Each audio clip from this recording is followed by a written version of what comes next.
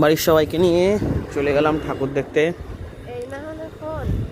কল্যাণীতে থাকি, রাত্রেবেলা কল্যাণীর ঠাকুর দেখাটা খুব চাপের। অ্যাকচুয়ালি ঢুকতে পারি আমি সব মণ্ডপেই, কিন্তু যে যাওয়াটা সেটাই খুব চাপ হয়ে যায়। ভীষণই ভিড় থাকে, বাইক চালানো যায় না। বাচ্চাটা নিয়ে, আমার ছেলের বয়স তো মোটামুটি 10 মাস, তো নিয়ে খুব চাপ হয়ে যায়। দেখো, এটা হচ্ছে কল্যাণী পৌরসভা। মোটটা এত জ্যাম, মানে গাড়ি নিয়ে এগোতেই পাচ্ছি না। যাই হোক, ভিডিওটা অনেক বড় হয়েছে তাই খুব স্পিডে করছি আর কি। এটা হচ্ছে লেক রোডের ঠাকুর। এখানে খুব সুন্দর পুজো হয়, দুটো লেক পার্কের ভেতরেই হয়। দেখো কি সুন্দর করেছে, খুব সুন্দর।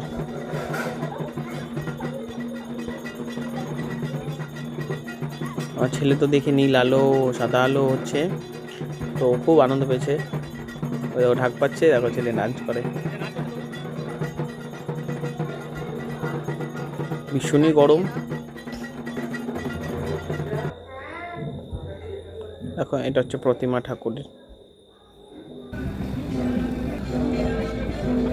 এটা হচ্ছে লেক পার্কের পরের প্যান্ডেলে যেতে গিয়ে আমার পিসিদের সঙ্গে দেখা। এই যে পিসি কাকা, তো কথাবার্তা বলে মণ্ডপের দিকে ঢুকলাম। খুব সুন্দর হয়েছে। দেখো ঠাকুরটা এত সুন্দর, ঝাড়বাতিটা আমার খুব ভালো লেগেছিল পরে। তো দেখলাম ওখানে একটা বাচ্চা ডান্স করছে, তো একটু দাঁড়িয়ে দেখছিলাম। দেখো ছেলে কি সুন্দর ওদের ডান্স দেখছে। ওখান থেকে তারপরে বেরিয়ে এলাম। বেরিয়ে এসে এবার চলে গেলাম সাতের পল্লী, মানে B7-এর। একটা পুজোটা এত সুন্দর, তোমাদের আগেও ভিডিওতে দেখিয়েছি আমি। সকালে দেখেছি, ইনকমপ্লিট ছিল, আজকে কমপ্লিট। দেখো দারুণ হয়েছে, দারুণ, জাস্ট খুব সুন্দর, খুব সুন্দর। মানে তোমরা না দেখলে বুঝতে পারবে না। খুব সুন্দর হাতের কাজ। আমার ছেলে গান হচ্ছে, নাচ করছে।